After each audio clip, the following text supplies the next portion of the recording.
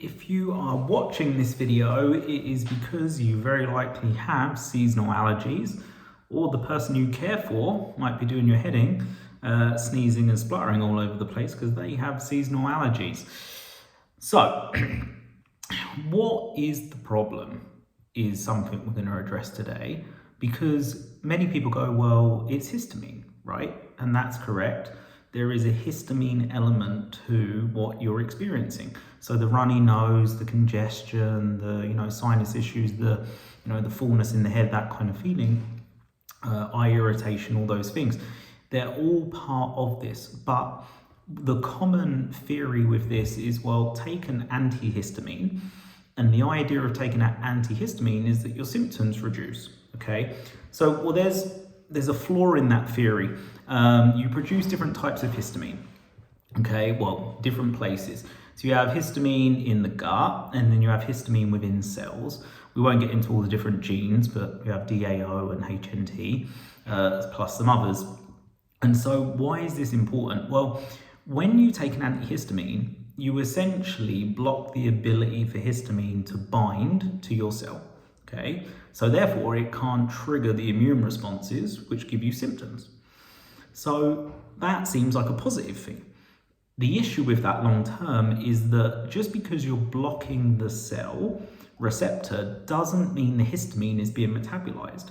And over time, this is why very often, progressively for people, their allergies progress, get worse, and things start to go downstream of that. They get other immunological disorders, okay? Because what happens is, if histamine, unmetabolized histamine can get into the cell, then it can start causing damage at a cell level. And so if you know anything about me, I think cells are pretty important, and they're the first stage of life, right? So a single cell that respirates is essentially the first stage. When we have many cells together, we can create tissues, several different types of tissues.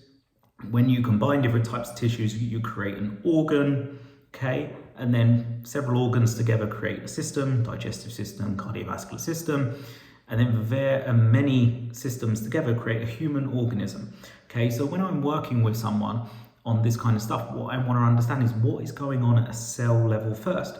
So this might be what we would call leaky cell, okay, where the cell can't function properly. It doesn't let things in that it should, doesn't let things out that it should. This becomes a problem.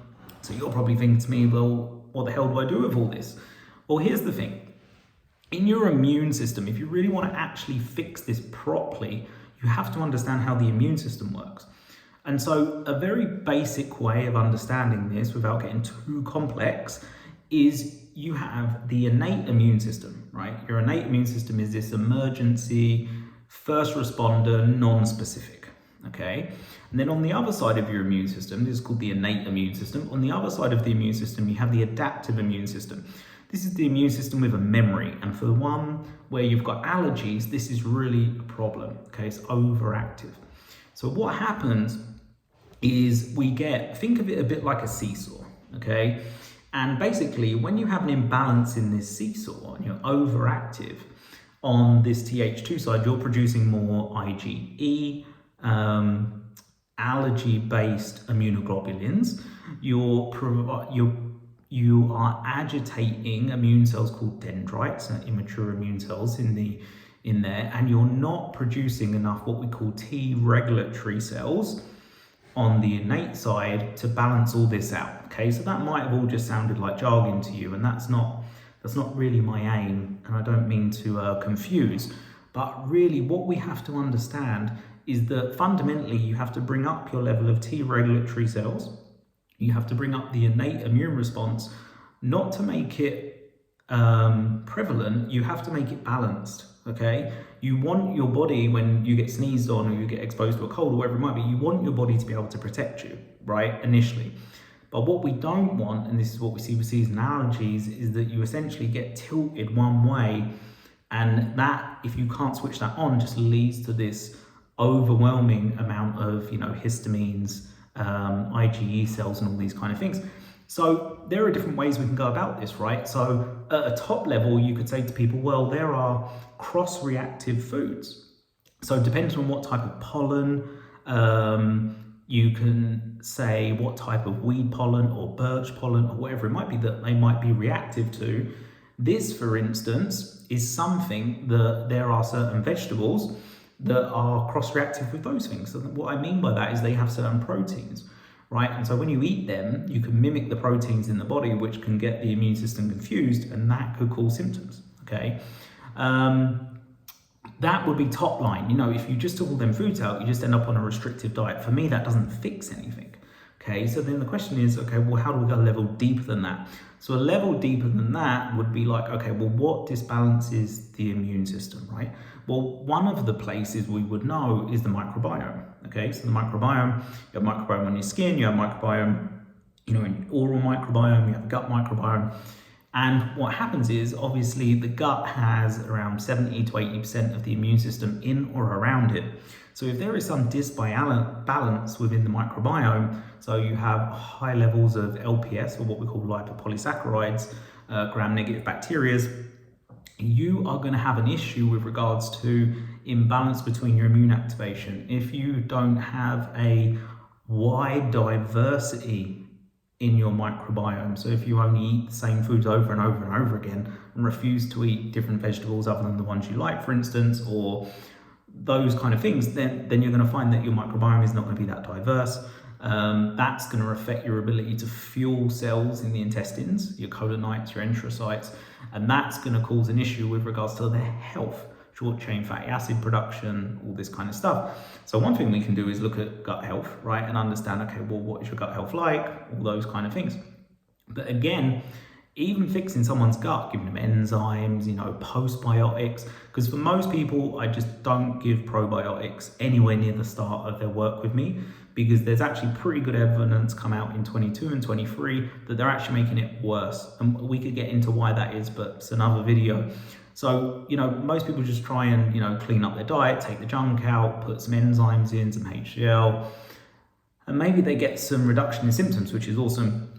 But there's also things that we know now, what we call postbiotics. So there could be things like butyrate therapy, or we could get parabiotics. So parabiotics are what we call heat-killed probiotic. There's very certain strains that have been shown to regulate the immune response and actually up-regulate what we call these T regulatory cells.